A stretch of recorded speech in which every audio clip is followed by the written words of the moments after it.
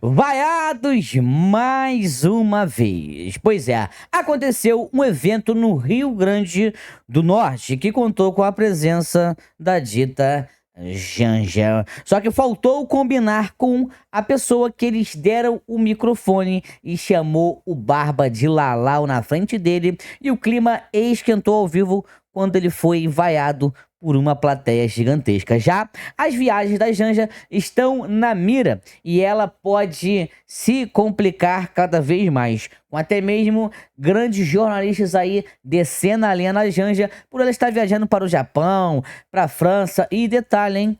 Vaiada lá fora juntamente com o Barba.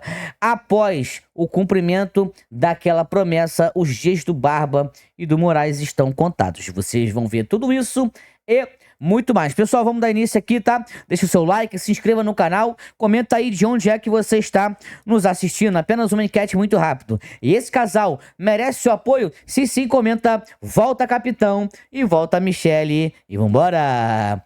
O Barba tem a maior reprovação em série histórica na cidade de São Paulo. Presidência da República gasta 56 mil por dia usando cartões corporativos. Isso é uma das coisas que eu falei pra vocês anteriormente que tá começando a dar ruim pra Janja, tá? Silveira diz que o preço da gasolina vai cair com a mistura maior de etanol. Ao invés de baratear o preço, tirar os impostos, não. Taca ali etanol, tá, na gasolina. Preço dos combustíveis sobem mais do que o dobro da inflação apenas em fevereiro. E o que eles estão fazendo em relação a isso? Nada vezes nada. Vamos para o conteúdo principal. Eu já vi de tudo, mas colocar proteção, gaiola numa picanha é a primeira vez, Márcia. Eu nunca vi, não. Pia pra isso, e disseram que se eu sair por ali por fora, isso aqui vai apitar. Daqui um dia vamos botar no ovo também, que o ovo tá ficando caro. Eita, é mesmo? É... é verdade, daqui a pouco colocam até no ovo, né? Falando em ovo, o Ricardo Nunes zombou do Barba, olha aí. Estão procurando por aí o pilantra que aumentou o preço dos ovos lá fora, que custa em torno de R$30 a cartela de 20. Aqui, dá uma olhada, R$ 9,99. Eu não sei onde é que tá o pilantra que subiu o preço lá fora. Mas a pessoa que diminuiu o preço aqui para as pessoas pobres comprar, eu sei quem é. Sou eu. Não é isso? Barateou o preço, tem que ser exatamente desta forma aí, não tem jeito. E o Eduardo disse que caso o capitão não participe da ELEI, né, o Laranjão lá não vai reconhecer o resultado, tá? Olha isso aqui, hein? Não há democracia onde não exista a plena participação da oposição. Se forem umas eleições onde você tira o líder das pesquisas, né, o favorito para ganhar a eleição, se você leva ele, né, a julgamento, a toque de caixa, né, sem direito à ampla defesa, onde os advogados dele não tiveram acesso completo a todos os dados da investigação, dentre outras irregularidades ocorridas dentro desse processo, não dá para dizer que isso é democracia.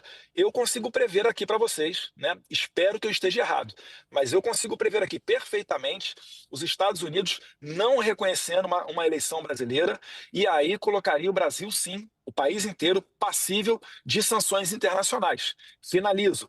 Os Estados Unidos, né, por vezes, quando ele aplica essas sanções, ele é, no momento seguinte, acompanhado por União Europeia, por Canadá e outros países pelo mundo.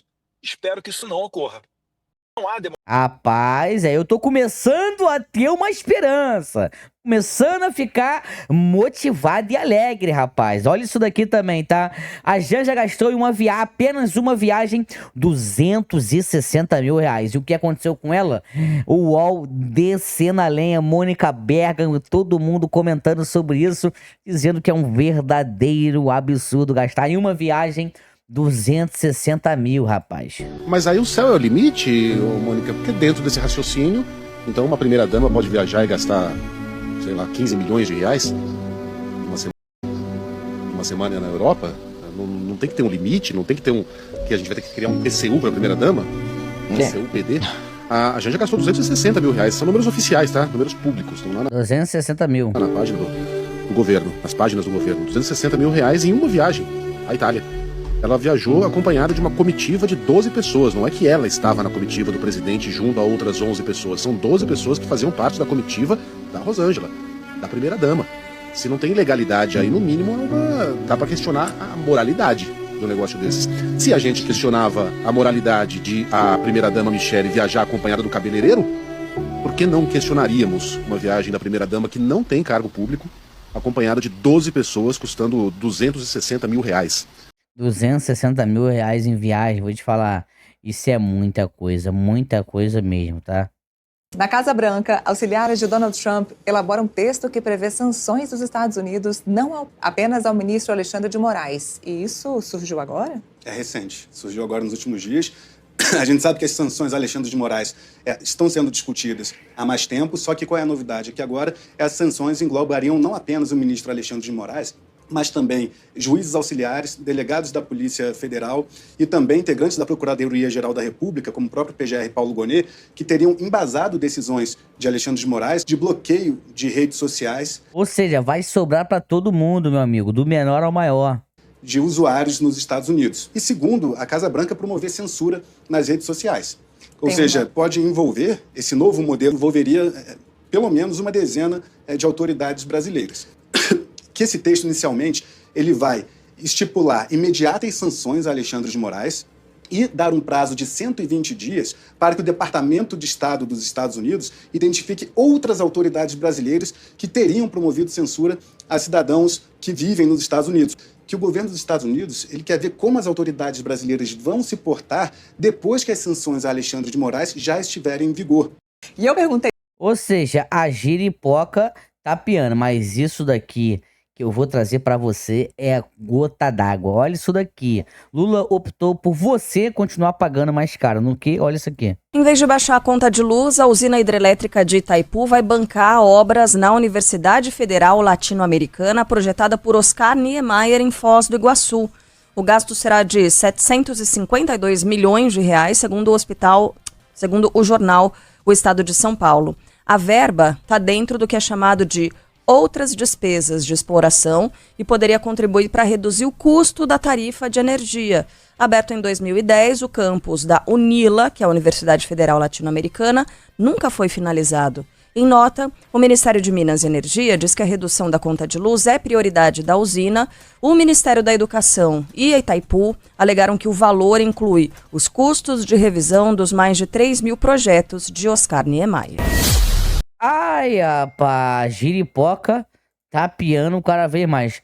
Olha o cara da UOL como tá chateado com o capitão, olha aí. A verdade é o seguinte, logo depois que ocorreu a coisa, eu cruzei lá na Câmara com o Aécio Neves e eu disse, o senhor viu aí esse anúncio do Eduardo Bolsonaro? Ele disse, olha, não vai mudar grandes coisas não, fica atento. E aí eu fui apurar hoje, há pouco, acabei de conversar com uma figura importante do PL, e ele me contou o seguinte, que o Valdemar tranquilizou o Bolsonaro de que não muda nada, por exemplo, na Comissão de Relações Exteriores. O Eduardo Bolsonaro, embora nos Estados Unidos, vai continuar comandando a comissão com os barbantinhos lá dos fantoches dele e provavelmente será um fantoche dos Bolsonaros, o Felipe Barros, que vai assumir a presidência da comissão por indicação do PL. Então, esse gesto do Eduardo Bolsonaro é um gesto de marquetagem em que ele, na verdade, não muda nada na Comissão de Relações Exteriores, os Bolsonaros continuarão mandando lá.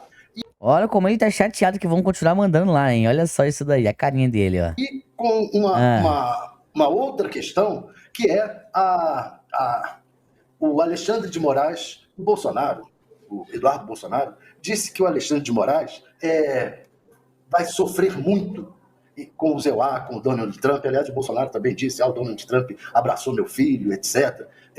E disse em alguns veículos aí que até o Alexandre de Moraes terá dificuldade de conseguir cartão de crédito. Quer dizer, é uma situação absolutamente inimaginável. Inimaginável. A giripoca só pode piar pro nosso lado. Quando o negócio começa a estreitar pro lado deles, é um negócio inimaginável. Tá uma vergonha, rapaz. Um negócio imaginável o quê, caboclo? Olha a carinha deles em saber que a única forma do nosso capitão ser afastado, né? Ficar lá atrás das grades, seria se houver um atropelo, tá? O cara explica aqui, olha isso daí. Sem atropelar É possível que isso daqui seja convertido em ação penal, depois aberto o processo e toda a instrução, que isso seja julgado e resulte em condenação antes do final do ano, sem atropelos? É possível? Não é possível. Pelas provas que estão sendo colocadas, não é possível. Olha a carinha deles, né? Quando souberam que não é possível, ficaram chateados. Sem atropelar. É possível que isso daqui seja convertido em ação penal, depois aberto o processo e toda a instrução, que isso seja julgado e resulte em condenação antes do final do ano, sem atropelos? É possível? Não é possível. Pelas provas que estão sendo colocadas, não é possível. Vai ter atropelo.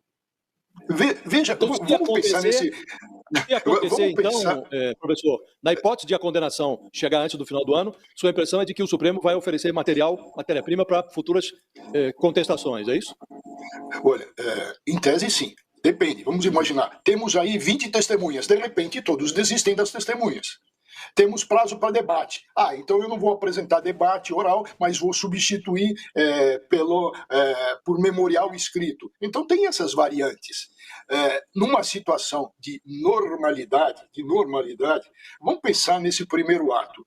O que nós vamos ter com relação ao recebimento da denúncia? Nós vamos ter um amplo debate. Nós vamos ter o relatório feito, que é um relatório demorado. Nós vamos ter o que? A manifestação do Procurador-Geral, o Ney, que, como você lembrou, disse que estará presente, porque foi ele que assinou a denúncia, que preparou a denúncia, vai estar presente. Depois nós vamos ter as defesas. E depois nós vamos ter os votos. Vamos assistir o que acontece no Supremo quando dos votos. É muito engraçado, né? Quando é pro lado deles, não tem problema. Agora, pro nosso, querem que seja acelerado. O Barba demorou 7 anos. Para tudo aquilo acontecer, 7 anos. Mesmo no recebimento da denúncia, onde o voto deveria ser singelo, com cuidado para não se invadir o mérito, o que a gente já viu no Supremo? Votos longos, votos extensos, pedidos, olha, existe hoje, eu não vou poder votar agora, vai ter que ser adiado porque eu tenho uma solenidade no Tribunal X, ou... Isso aí nós vimos e foi lamentável. Olha, eu tenho uma aula marcada, então suspende o julgamento e vai. Então, esse é o ritmo do Supremo. Não pode atropelar, de repente, correr tudo e falar, olha, ao invés de a sua manifestação... Veja, já se pediu o quê? Um prazo maior para se apresentar a defesa e não se deu. Exatamente. Em 4 meses querem correr com tudo para colocar o nosso capitão atrás das grades. E o Barba demorou 7 anos o processo dele. Como é que é isso? Não se deu esse prazo maior.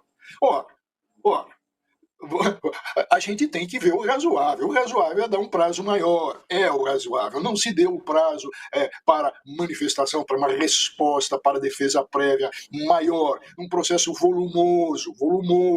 Percebe o que eu quero dizer com atropelo, Josias? Sair do normal, sair do trilho. Era razoável se dar um prazo maior para apresentação de defesa prévia? Basta a gente ver a quantidade de documentos. Exatamente, mas eles sabem disso, né? Mas sabem também que eles não vão querer fazer. O que o Coppola fez aqui, rapaz, muito bom.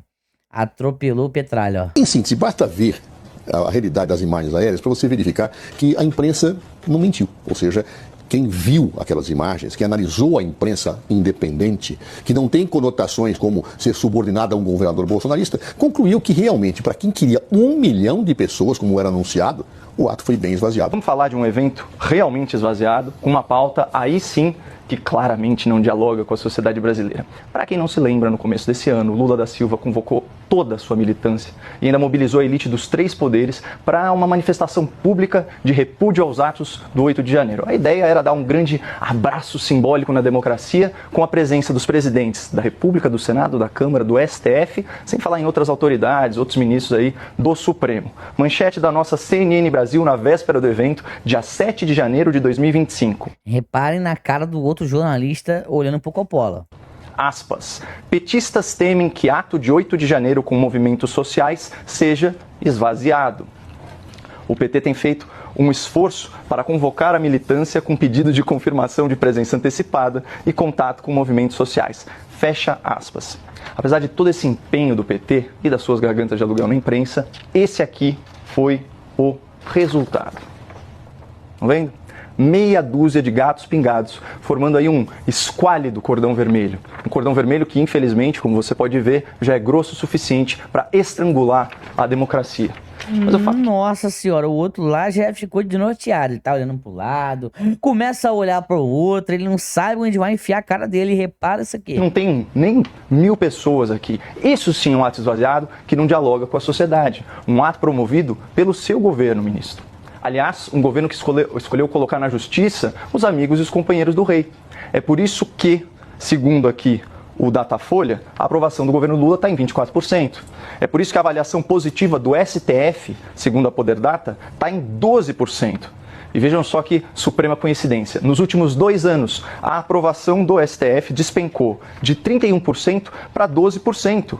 Ou seja, desde que eles decidiram tratar manifestantes e vândalos como se fossem criminosos e terroristas. Para a gente ficar em um exemplo, a cabeleireira Débora dos Santos, mãe de 2 filhos menores de idade, está presa há 2 anos, sem julgamento, por ter escrito uma frase com batom na estátua do STF. Se ela for condenada, gente, ela pode pegar até 17 anos de cadeia. É uma pena maior que a de assassinos, estupradores, narcotraficantes e corruptos do mensalão.